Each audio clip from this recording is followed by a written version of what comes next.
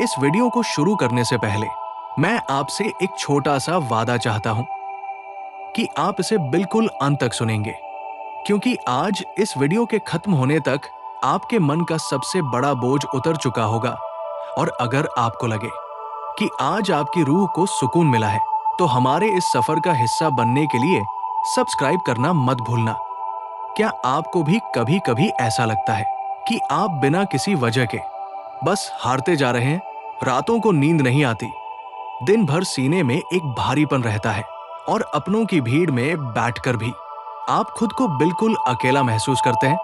क्या आपका मन भी उन्हीं सवालों के इर्द गिर्द घूमता रहता है कि मेरे साथ ही ऐसा क्यों हो रहा है और क्या कभी ये दुख खत्म होगा?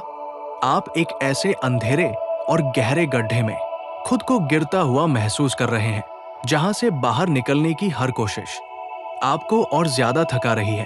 तो सबसे पहले खुद को गुनहगार समझना बंद कीजिए और खुद को दोष देना छोड़ दीजिए।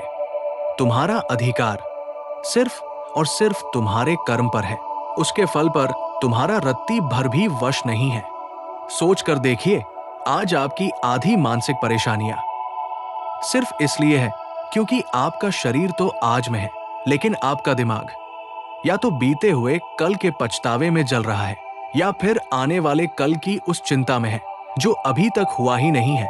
हम उन चीजों को, उन लोगों को और उन हालातों को काबू में करना चाहते हैं जो कभी हमारे नियंत्रण में थे ही नहीं, और यही बेबसी हमें डिप्रेशन की ओर धकेल देती है।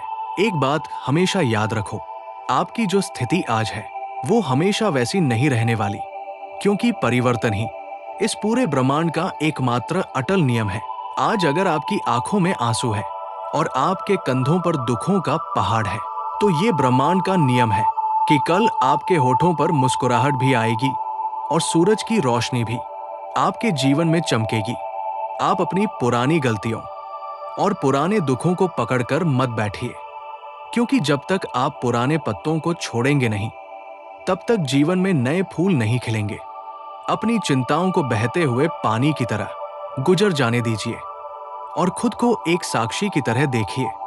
याद रखना, तुम्हारा सबसे बड़ा दुश्मन और सबसे बड़ा दोस्त तुम्हारा अपना मन ही है।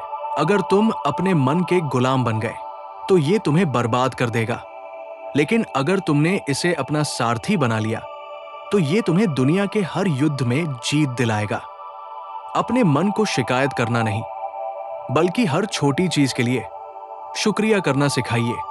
खुद से प्यार कीजिए, खुद का सम्मान कीजिए, क्योंकि आप उस परमपिता परमात्मा का एक अंश है और ईश्वर कभी भी किसी बेकार चीज की रचना नहीं करता।